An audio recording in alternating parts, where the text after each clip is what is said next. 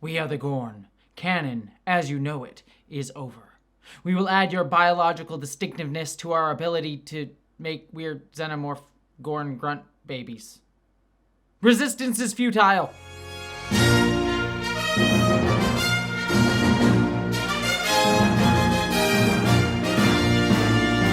Hello, interwebs, and welcome, sadly, to my review of Star Trek Strange New Worlds season finale for season 2, this episode titled Hegemony.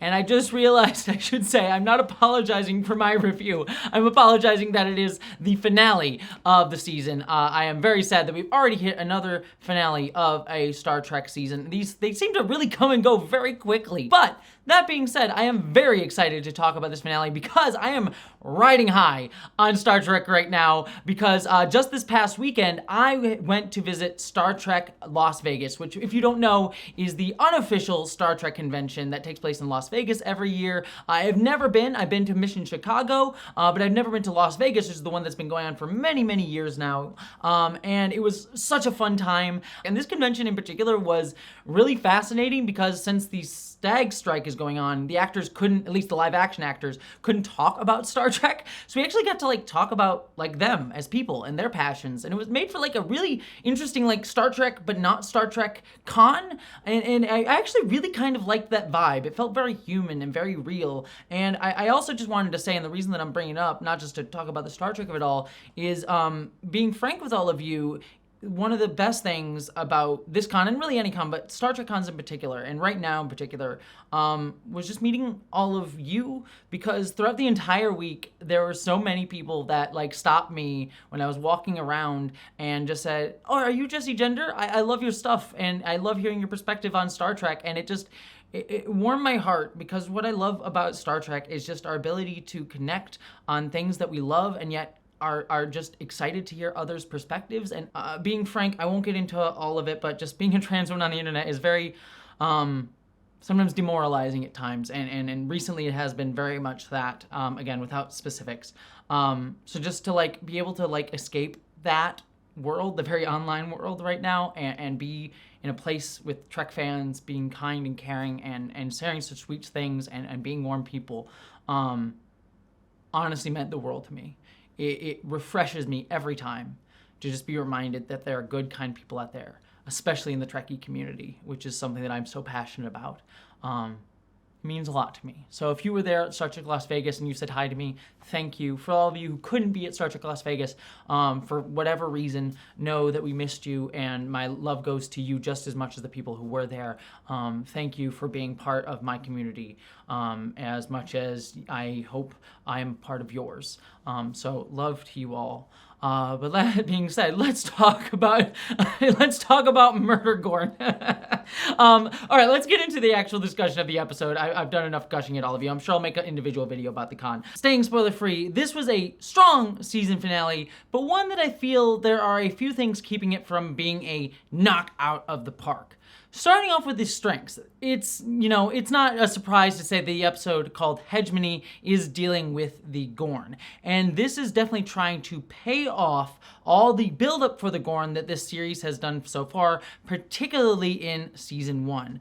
Strange New Worlds has very much been trying to build the Gorn as their big bad, like the Klingons in the original series were, or the Borg in the Next Generation, the Cardassians in Dominion in Deep Space Nine, or the Borg again kind of in Voyager. And I think this series has been doing that very, very, very well. And this episode feels like it is building upon the groundwork that was laid in season 1 and really making the Gorn feel like this big, just strong threat that everyone, whenever they show up, is immediately like, oh God, we have to deal with this. While I did not particularly like the developments for the Gorn in episode 8 of last season, where they very much made the Gorn a Xenomorph knockoff, I think that this episode is starting to build upon what they were trying to do with that episode, which was try to create a monstrous Gorn and begin to sow the seeds of complicating that story in a way that starts to build to what we see in the original series Arena, where the theme of that episode was the Gorn are more than meets the eye, let's just say, if you have not seen the episode, when it comes to their monstrousness. So I think this is starting to build upon even the foundations of stuff that I did not like. On top of that, there are some surprises in this episode that really lend it that feeling of a finale. There's one particular surprise that I will not spoil yet that my Trekkie brain was like, oh my god, this is great, and I think they knock it out of the park with that. But all of that being said, there are a few things that keep me from really adoring this episode. Some of which is just a few storytelling decisions that I thought were a bit convenient, where the writers kind of had an idea for what they wanted to do and kind of worked backwards from there instead of really earning that moment, I think in a particularly strong way, as well as leaning into some storytelling decisions that I think are not necessarily bad, but things that I've seen before. And I don't need every single show or episode to, be this radical, surprising new thing, but I also want it to kind of not feel like it's just relying on tropes. And I feel like this episode, well, again, not bad, and it certainly executes everything it does well, isn't anything particularly new that I haven't seen before or are doing it in a new and interesting way. I think the best way to explain it is to connect this to Memento Mori, the Gorn episode of last season that I thought was particularly strong, where that episode was very much evoking the Wrath of Khan, nautical, submarine style of starship battles that wasn't particularly revelatory in terms of its storytelling structure, but added enough spice and particular Star Trek flavor and tenseness to it that I thought oh, this feels fresh. Whereas here, it just feels like this is well executed, but not really adding a twist onto it or adding a Star Trek flavor onto it that makes me feel like, oh yeah, this is the story that Strange New Worlds really needed to tell with this. And comparing it to last season's finale, which I thought was such a great character study of Pike that mixed in a really fun Star Trekian twist, I feel like this finale just falls underneath that one. It's not bad. I think it's actually particularly very strong and building upon a lot of the threads that they've been building with the Gorn, but not one that I think is going to sort of be best of both worlds level, or even reaching the heights of last season. So ultimately, I think a strong finale, even arguably a great one, but not one that particularly felt like it was amongst the greatest of the greats finales. But with that said, I have many more thoughts in these spoilers, particularly around that one surprising thing that I alluded to. So let's get into spoilers. All right, now that we are in spoilers, I just have to say, oh my god, Scotty! Holy crap, we'll talk about him more in a second, but I am very pumped about that. But let's get to him. We start off the episode with the USS Cayuga and Captain Batel, and I kind of figured this was going to be the case. She was very much set up at the end of last episode to be like, she's gonna be the one in distress that Pike has to go and save, and that very much happens here. What I will say is I did find it interesting that we start off the episode on this Midwestern town, which I liked on some level and didn't. On the one hand, it's very the original series, it felt very much like, oh, we're gonna reuse these sets that we have in the backlot that the 1960s Star Trek did, that this was sort of emulating. But I do say, I wish they hadn't called out that it was modeled after the Midwest, because I think the idea of them setting this up as the place that the Gorn are attacking is oh, it's this perfect utopia that the Gorn are coming in to ruin and destroy, and oh, look at all these innocent people. And I think it would have been fine if they just had it just be this and not draw attention to it being a Midwestern town and making that explicit. But saying it's a Midwestern town, I'm always there's a lot of history you're erasing in terms of the specific view of America, seeing Midwestern small towns as perfect utopias, these peaceful places, because there was a lot of racism in setting a lot of those places up. That I think would have been fine if they hadn't explicitly made the connection, but since they did, it's sort of oh, you're gonna make this connection to perfect, peaceful place. But for me, I was just I think it would have been strong if you hadn't drawn attention to it. But then we see a shuttle after Nurse Chapel, beams up to the ship, coming down, and I was thinking, that reminds me a lot of the Reavers from Serenity. And I think that might have been intentional, because there's another moment in this episode that I'm that is also very Serenity-like. So we'll talk about that when we get there. But the shuttle falling down felt very much like the Reavers ship, and even had a similar noise. And then we get the big Gorn ship, I'm oh crap! And of course, Batel is in danger. I also will say that the guy ringing the alarm bell, I'm you don't have an alarm system. I get that this is a frontier town, but come on, it's the future. You gotta have some alarm besides that poor bell. But then we cut over to Pike, who learns that the Gorn have attacked Batel's ship, and Admiral April sends Pike to go and investigate. The call with April I found particularly interesting because it sets up this very clear theme that has been continuing with the Gorn since their first appearance, where Pike says, sometimes a monster is just a monster. And this is something that even the behind the scenes stuff, if you've heard interviews with the Akiva Goldsman, the executive producer of the show, talking about, where he's like, yeah, the Gorn are just monsters. And I think that might be a little bit of a bait and switch, because as we all know, if you've seen Arena, the original series episode, the Gorn are intelligent. And the whole point of that episode was like, oh, we actually can make peace with people that we think are just these monstrous, like, evil, aliens. They actually can be reasoned with. That's the whole point of that season. I shall destroy him for you. No, that won't be necessary. We can talk. Maybe reach an agreement.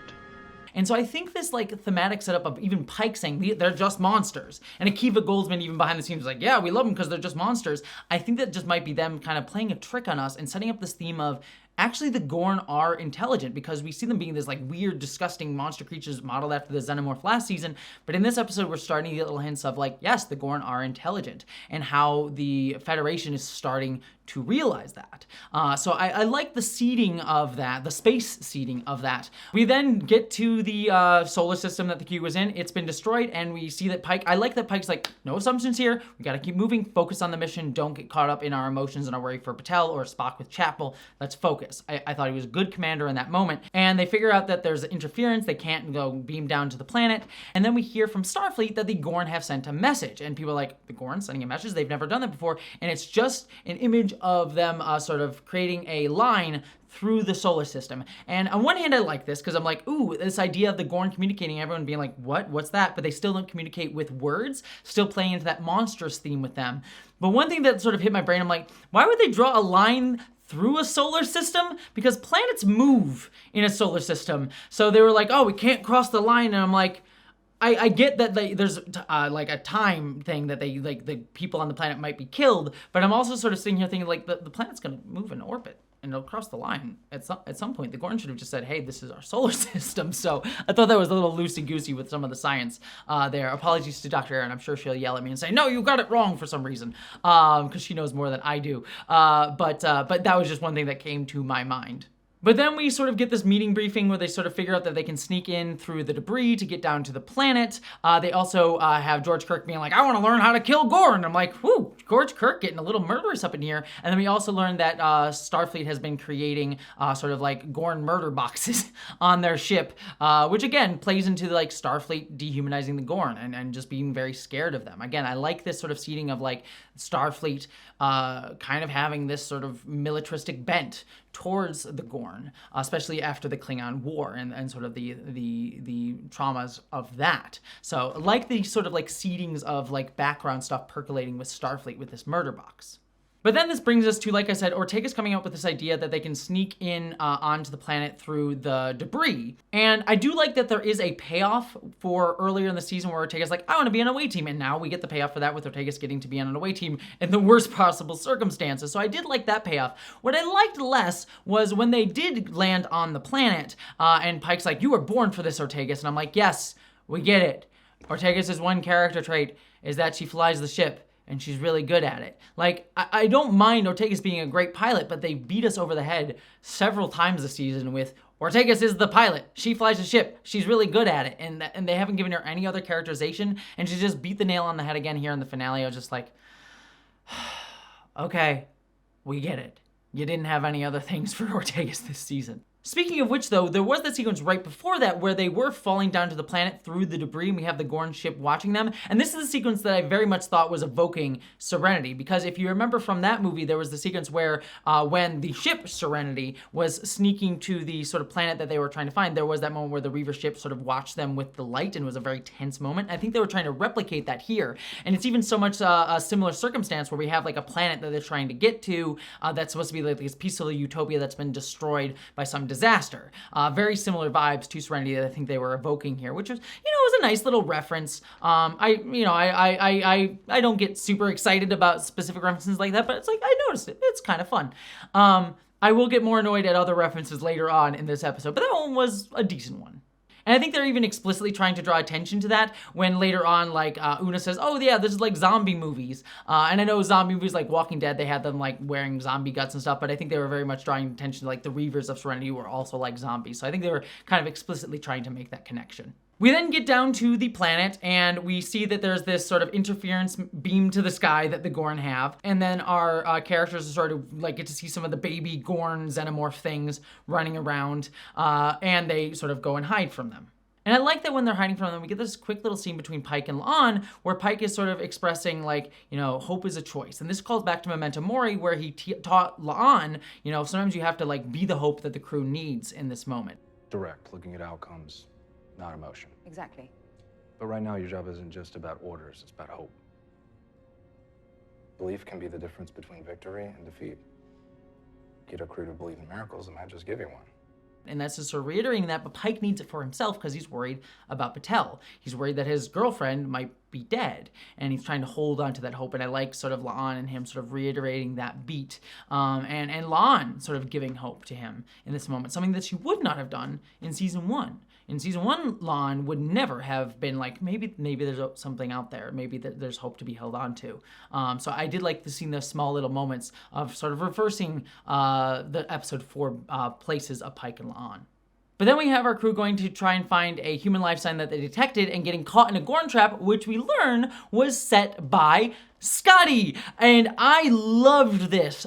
Scotty is being played by the actor Martin Quinn, who, to be frank, I actually haven't seen before. I've never seen him in any of his other stuff that he's done, but he is great in this because I think he perfectly captures the energy that Simon Pegg had in the Kelvin movies version of Scotty, but the, like, physicality and characteristics of James Doohan Scotty, like holding his hands behind his back, saying "Lieutenant," and just like the way he talks and moves. I just thought he was just a perfect Scotty and a great combination of like a modern, updated version of James Doohan. I loved this so much. He nailed it. I love this guy. I think he's a perfect Scotty. Amazing casting. Every scene with him was just a lot of fun. Like as soon as he said "Lieutenant," I'm like, you've won my heart. But then this leads Scotty to reveal that Batel and some of the other colonists had survived. And I really like this reunion between Pike and Batel because I enjoy that Batel was worried about Pike. It would have been very easy for her to have been the character, the damsel in distress, like, oh,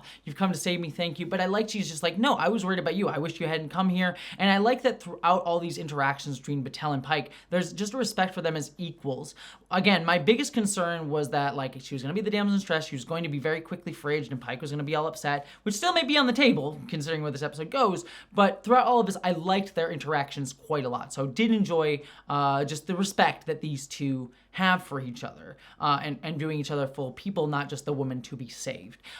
We also sort of get this clear idea of the Gorn potentially being attracted to light, because Scotty was investigating solar flares, and we also know the Gorn react to light, as we learned last season, so something about light attracts them. And I like this sort of like building mystery of the little clues that they've been sprinkling in with the Gorn so far, which again goes to this idea of like, are they just monsters? That I like just being overall seeded throughout the entire like run of Gorn episodes so far. Like, it very much feels like there's an arc that this show is trying to take us on with the Gorn that I'm really enjoying them doling out, to be frank. Scotty also reveals that he might be able to make them look like a Gorn ship because of the like cool engineering ability that he has.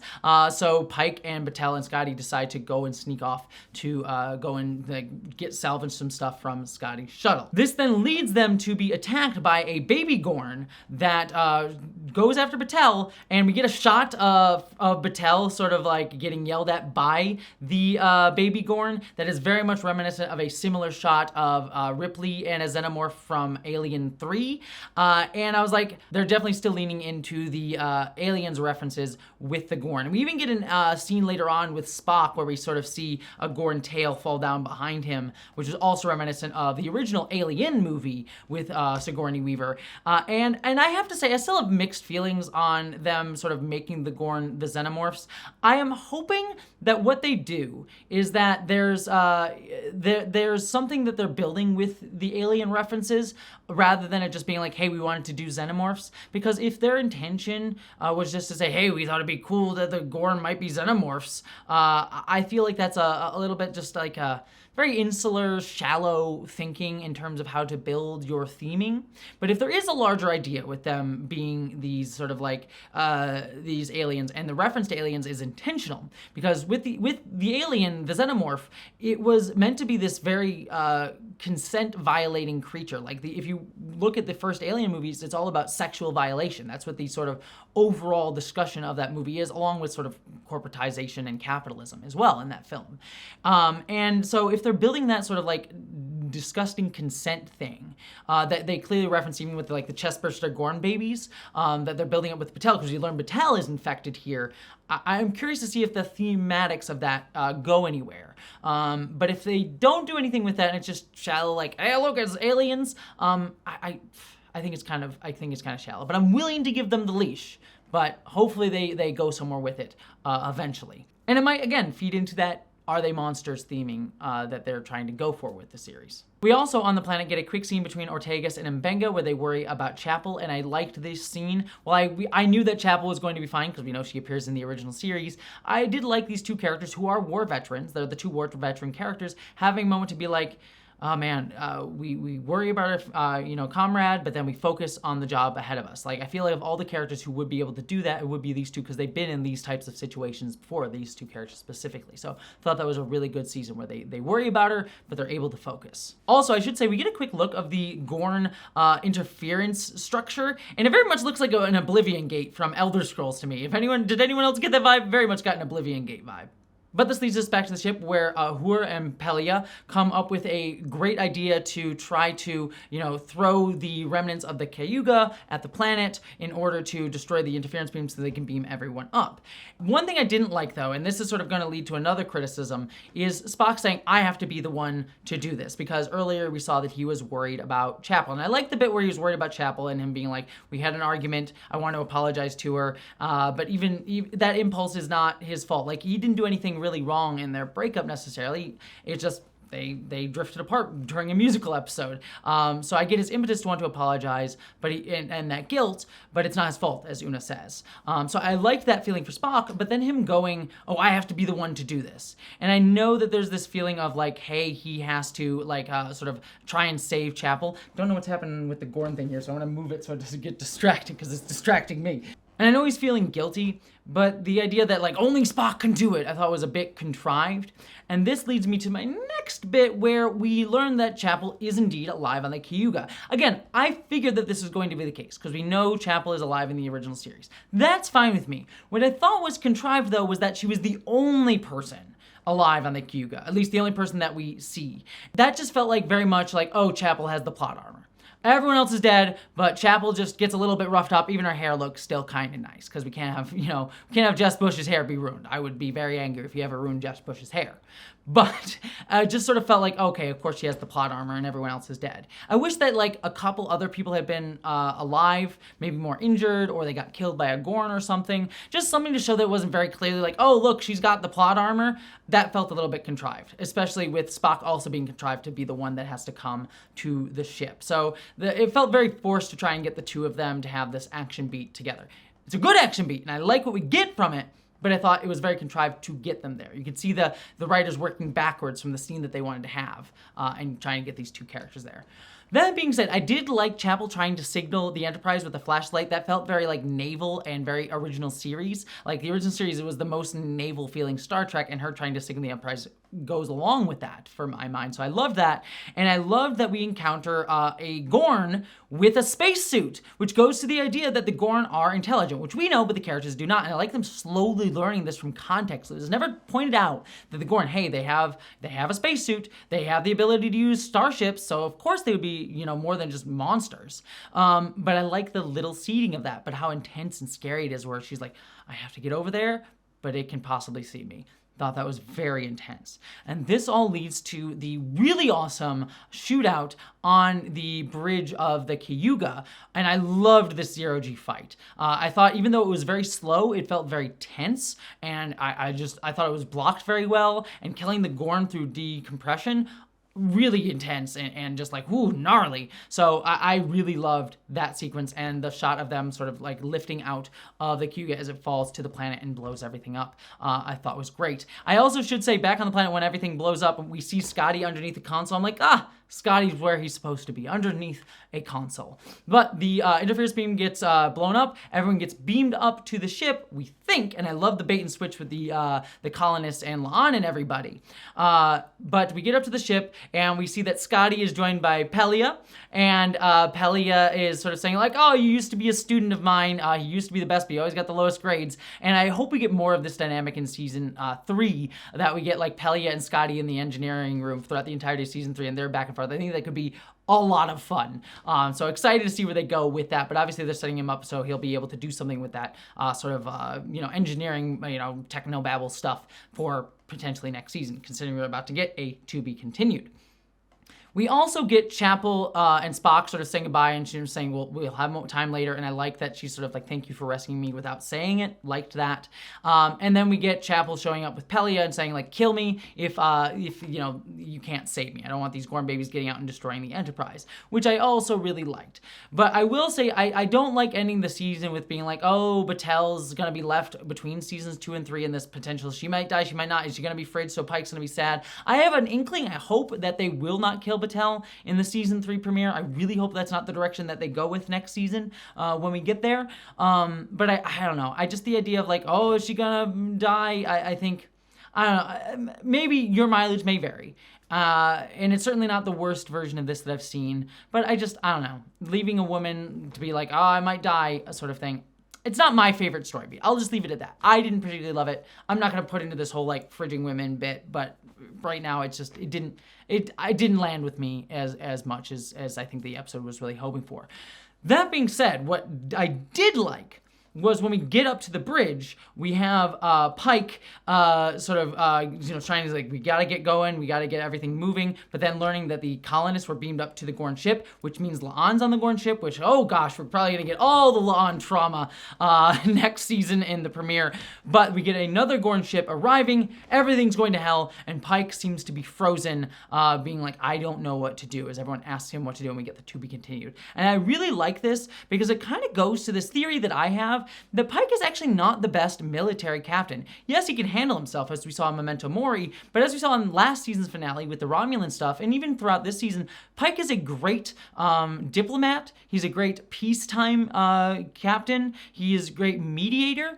But in terms of just an out-and-out military battle, he is not Kirk, who is a great military commander, as we see in the original series. But Pike, that's his failing. And I like that him having a moment of being frozen and being like, I don't know what to do. Oh my God, this is a bit overwhelming for a moment, just needing that minute before we get the to be continued. I think that that's an interesting development for his character and realization for me, being like, I'm cluing into you, Pike, a little bit, as like, you're just not a great wartime commander. Because you never fought in the Klingon Wars, we know. So I like that as a potential characteristic for him, and I'll be sort of looking for that as we go forward with the season. So that brings me to the end of the episode. Like I said at the top, I really liked this episode. I thought it was very solid. As is clear, there's a lot that I like going on, but there's also a few things that I'm like, I like this, but I hope that you have more of an arc for this with the Gorn, like the alien stuff, with them being, considered monsters or not. So we'll sort of see where that develops. But overall, the signs are pointing to hopeful. And then there's a couple things here and there, like, the Chapel and Spock contrivance to get them on the ship, Batel being in danger in the end, that didn't really work for me. Oh, and we also had Scotty, who was a lot of fun. So I think this was a strong finale, but it didn't sort of fully knock it out of the park as last season's finale did. But even that being said, this is a to be continued. So certainly the second half of this episode that we get whenever season 3 comes out, because the SAG-AFTRA strike, who knows, they had to pause season 3 filming. So whenever we do get that, the second half may even knock this episode up in my estimation. So I am very pumped for season 3. This ending has me very excited. But this episode itself I thought was good, but not the best. It was no best of both worlds, let's say. But I really did enjoy it. But that being said, what did you think about it? I really enjoyed this season overall. I don't think it probably as strong as season 1, but we'll talk about that. I'll do a season-long review over my main channel in a few weeks, once I have time to write it and edit it and all that jazz. So you'll get my full thoughts on the season eventually. But what did you think about this episode? What did you think about the season? I'd love to hear your thoughts down below. Thank you all so much for a wonderful season of reviews. We'll be back potentially with Star Trek Lower Decks in just a few weeks. And don't forget to subscribe and everything on this channel. But everyone, take care of yourselves, and I send you love, and live long and prosper.